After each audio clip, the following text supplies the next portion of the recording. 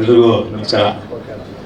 ಈ ಒಂದು ನಮ್ಮ ದೀಪ ಶ್ರಮಕ್ಕೆ ಒಳ್ಳೆ ಪ್ರತಿಫಲ ಸಿಗಬೇಕು ಅಂತೇಳಿ ನಮ್ಮ ವೇಲು ಸರ್ ಹೇಳಿದ್ರು. ಯಾಕೆಂದರೆ ಅವರು ಸುಮಾರು ನಂಗೆ ಗೊತ್ತಿದ್ದಂಗೆ ನಾವು ಸಣ್ಣ ವಯಸ್ಸಿಂದ ನಾವು ಪ್ರೇಮಲೋಕ ಸಿನಿಮಾಯಿಂದ ಅವರು ಆಡಿಯೋ ಮತ್ತು ಸಾಂಗ್ಸ್ನ ಕೇಳ್ಕೊಂಡು ಬೆಳೆದಿರೋರು ನಾವೆಲ್ಲ.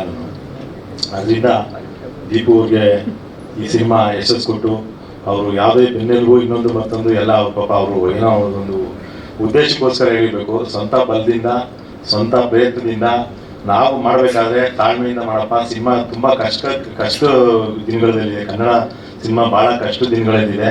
ನೋಡ್ಕೊಂಡು ಮುಂದೆ ಹೆಜ್ಜೆ ಇಡಿ ಅಂತೇಳಿ ನಾವು ಅವರು ಪ್ರತಿ ಸಲ ಭೇಟಿಯಾದಾಗೆಲ್ಲ ಅವ್ರಿಗೆ ಒಂದು ಒಳ್ಳೆ ಅಡ್ವೈಸ್ ಮಾಡ್ತೀವಿ. ಅದು ಅವ್ರ ತಂದೆಯವ್ರಿಗೂ ಇಷ್ಟ ಆಗ್ತದೆ. ಅವ್ರ ತಂದೆಯವರು ಭಾಳ ಹೇಳ್ತಾರೆ. ಅವರು ನಮ್ಮ ಮಾತುಗಳು ಸ್ವಲ್ಪ ನಮ್ಮ ಮಕ್ಳುಗಳು ಇವಾಗ ಯಾರು ನಮ್ಮ ಮನೆಗಳಲ್ಲೂ ನನ್ನ ಮಕ್ಳುಗಳು ನನ್ನ ಮಾತು ಅಷ್ಟು ಆಲಿಸೋದಿಲ್ಲ. ಪ್ರತಿ ಮನೆಯಲ್ಲೂ ಅದು ಇದ್ದೇ ಇರುತ್ತೆ. ಅದಕ್ಕೆ ಯಾರಾದರೂ ಒಬ್ರು ಇಬ್ರು ಅದಕ್ಕೆ ಏನಾದರೂ ಹೇಳೋಂಥವ್ರು ಯಾರಾದ್ರೂ ಇದ್ದಾಗ ನೋಡಿ, ನೀವು ಹೇಳಿದ್ರೆ ನಿಮ್ಮ ಮಾತುಗಳನ್ನ ಸ್ವಲ್ಪ ಆಲಿಸ್ತಾನೆ. ನಾನು ನೋಡಿದಾಗೆ ನಾನು ಎಷ್ಟೇ ಅವ್ರದ್ದು ಲಿಕ್ಕರ್ ಬಿಸ್ನೆಸ್ಸು ಅವ್ರದ್ದೇ ಸ್ವಂತ ವ್ಯಾಪಾರನೇ ಒಂದು 3-4 ಅಂಗಡಿ, ಅವ್ರ ಮಾವು ನೋಡಿದ ಒಂದು 7-8 ಅಂಗಡಿಗಳೆಲ್ಲ ವ್ಯಾಪಾರ, ಬಾರ್ ರೆಸ್ಟೋರೆಂಟ್ಸ್ ಎಲ್ಲ ಇದೆ. ಅವರು ಆ ಲೈನ್ ಬಿಟ್ಬಿಟ್ಟು ಈ ಲೈನು ಬೇಡಣ ನಾನು ಬೇರೆ ಲೈನ್ ಬರ್ತೀನಿ ಅಂತೇಳಿ ನಮ್ಮ ಹತ್ರ ಎಲ್ಲ ಬಂದಾಗ ಲೇಔಟ್ಸ್ ಎಲ್ಲ ಮಾಡಿ ಅವರು ಅವ್ರ ಸ್ವಂತ ಒಂದು ಕಷ್ಟದಿಂದ ಬಂದು ಈ ಒಂದು KR ಸಿನಿ ಕಮೈನ್ಸ್ ಅಲ್ಲಿ ಒಂದು ಪ್ರಥಮ ಒಂದು ಹೆಜ್ಜೆ ಇಟ್ಟು ಈ ಒಂದು ಯಶಸ್ಸನ್ನ ಅವರು ಇನ್ನೂ ಮುಂದಿನ ದಿವಸ ಬಹಳ ಒಂದು ಒಳ್ಳೆ ಸಿನಿಮಾ, ಉತ್ತಮವಾದ ಸಿನಿಮಾಗಳನ್ನ ತೆಗಿಲಿ ಅಂತೇಳಿ ಈಗ ನಮ್ಮ ವೇಲು ಸರ್ ಹೇಳಿದ್ರು. ಸಾಕಷ್ಟು ಈಗ ಕಳೆದ ಬಾರಿ ನನ್ನ ಒಂದು ಪಾರ್ಟ್ನರ್ ಮತ್ತೆ ನನ್ನ ಚೈಲ್ಡ್ಹುಡ್ ಫ್ರೆಂಡು ರೈಡ್ ಅಂತ ಒಂದು ಸಿನಿಮಾ ಮಾಡಿದ್ರು.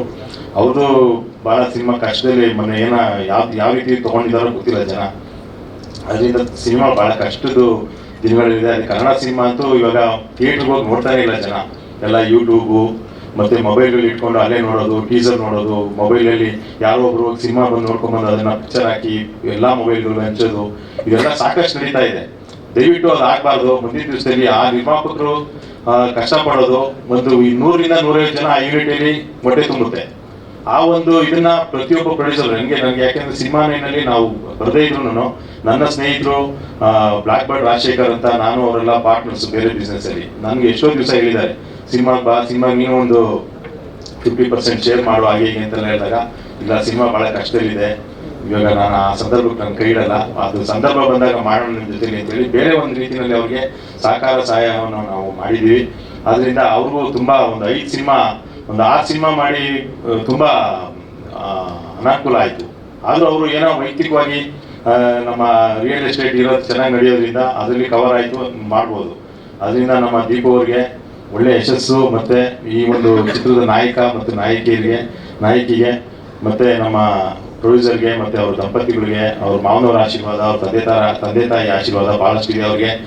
ಏನೇ ಅವ್ರಿಗೆ ವಿಷಯ ಗೊತ್ತಿಲ್ಲ ಅಂದ್ರೂ ಈ ಪ್ರತಿಯೊಂದು ಹಂತದಲ್ಲೂ ಅವರು ಇಲ್ಲೇ ಒಂದು ಕಡೆ ತಿಳ್ಕೊಳ್ತಾ ಇದ್ರು, ನಮ್ಮ ಮಕ್ಕಳು ಏನು ಮಾಡ್ತಾ ಇದ್ದಾರೆ, ಏನು ಕಷ್ಟಪಡ್ತಾ ಇದ್ದಾರೆ ಇವತ್ತು ಅವ್ರಿಗೆ ಒಂದು ಭಾವನೆ ಇದ್ದೇ ಇರುತ್ತೆ. ಅದರಿಂದ ಅವ್ರಿಗೆ ಮೊನ್ನೆವರೆಗೂ ನಾನು ಮೊನ್ನೆ ಫೋನ್ ಮಾಡಿ ಕೇಳಿದಾಗ ನನಗೇನು ಗೊತ್ತಿಲ್ಲ ಅಂತ ಅಂದರು.